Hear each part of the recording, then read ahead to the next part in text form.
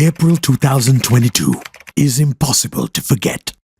This was the fall of the Sri Lankan economy, and people took to the streets in thousands.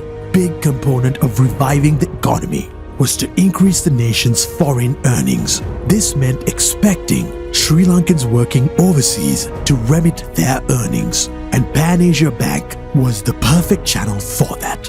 But there was a catch. People needed more for their families, which meant they chose to remit money through black market channels for better rates. People also assumed remitting through banks would help the government and were determined not to do it. At a time when none of the banks were promoting remittances, we needed people to remit via Pan Asia Bank. But how do you tell people to remit their earnings at lower exchange rates through official banking channels at a time when people needed more out of their money?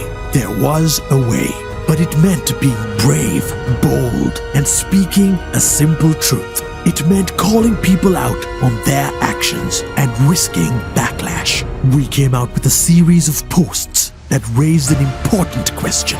What is the point of an extra 100 rupees on your dollars if the medicine your mother needs isn't even available? The post raised a valid point. If you choose black market channels, you may get better exchange rates, but you don't help the economy, which means you worsen your family's suffering. We knew the post was risky, and we were right. We were immediately met with an onslaught of hate messages directed at the bank and even its board of directors, particularly Mr. Dhammika Pereira.